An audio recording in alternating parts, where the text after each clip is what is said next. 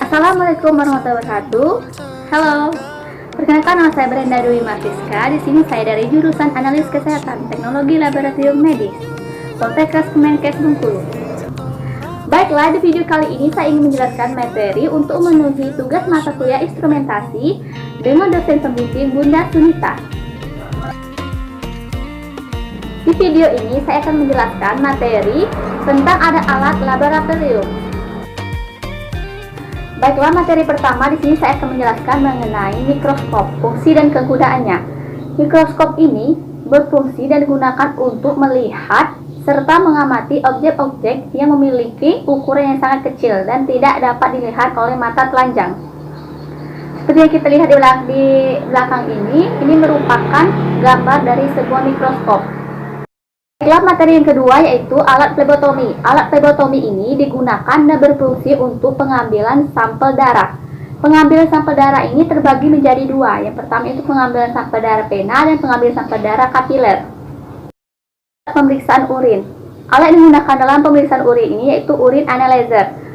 Urin analyzer ini digunakan dan berfungsi untuk mendapatkan hasil pemeriksaan urin yang akurat. Inkubator ini digunakan dan berfungsi untuk mengontrol kondisi lingkungan seperti suhu dan maupun kelembapan dan kondisi lainnya seperti karbon dioksida atau CO2. Sentrifuge ini adalah alat yang digunakan untuk memutar sampel pada kecepatan tinggi, memaksa partikel yang lebih berat terkumpul ke dasar tabung sentrifuge. Meter ini digunakan dan berfungsi untuk mengukur kadar hemoglobin dalam darah seseorang dengan menggunakan metode Salihi. Berikut adalah komponen-komponen yang terdapat dalam metode Salihi. Dan di sini ada hemositometer. Hemositometer ini berfungsi dan digunakan untuk perhitungan sel secara cepat dan dapat digunakan untuk konsentrasi sel yang rendah. Berikut merupakan gambar-gambar dari komponen hemositometer.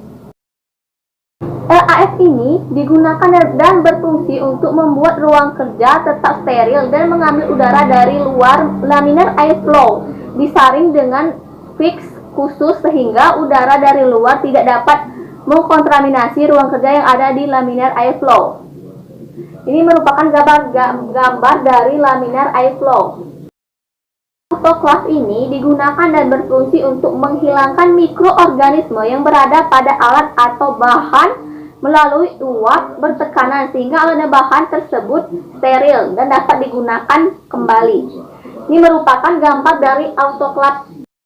Mikrotom ini digunakan untuk memotong irisan tipis untuk pemeriksaan mikrokosmos. Pistol yang digunakan untuk mempersiapkan sayatan jaringan hewan atau tumbuhan dalam histologi. Ini merupakan gambar dari sebuah mikrotom.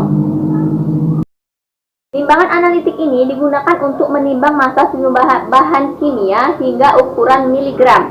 Timbangan analitik ini berfungsi untuk mengukur berat suatu zat atau bahan kimia dalam jumlah sangat kecil. Ini merupakan salah satu gambar dari timbangan analitik. Hot plate ini digunakan untuk memanaskan campuran atau sampel. Dan hot plate ini berfungsi untuk menghomogenkan suatu larutan dengan pengadukan. Ini merupakan gambar dari sebuah hot plate. Oven ini digunakan di laboratorium untuk mengeringkan dan mensterilkan gelas dan wadah yang berbahan logam dengan udara kering. Ini merupakan gambar dari sebuah oven. Water bath ini digunakan dan berfungsi sebagai pemanas sekaligus penghangatan suatu larutan. Gambar dari sebuah water bath.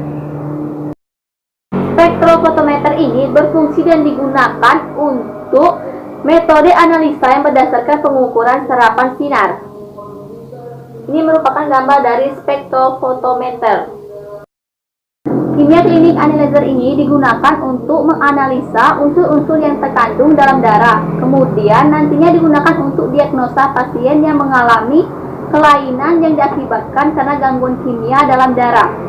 Berikut merupakan gambar dari sebuah kimia klinik analyzer.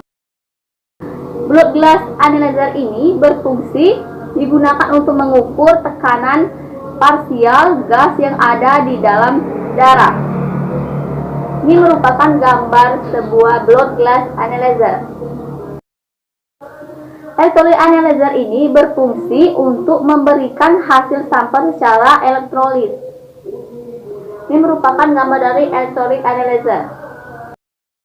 Imunologi analyzer ini berfungsi dan digunakan untuk melindungi dari serbuan virus atau bakteri yang untuk melindungi diri dari lingkungan yang berbahaya. Ini merupakan gambar dari imunologi analyzer.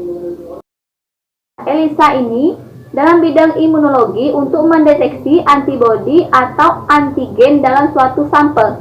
ELISA ini berfungsi dipakai di laboratorium untuk mendiagnosa penyakit seperti penyakit hormon dan lainnya. Ini merupakan gambar dari sebuah ELISA. Elektroforesa ini berfungsi digunakan untuk mengontrol bermuatan berdasarkan perbedaan tingkat migrasinya dalam sebuah medan listrik. Merupakan gambar dari sebuah elektroforesa. PCR ini berfungsi untuk membentuk cetakan DNA secara berulang-ulang kali dengan menggunakan prosedur dan waktu tertentu. Ini merupakan gambar dari sebuah PCR. Baiklah, inilah pemaparan materi dari saya mengenai alat-alat laboratorium.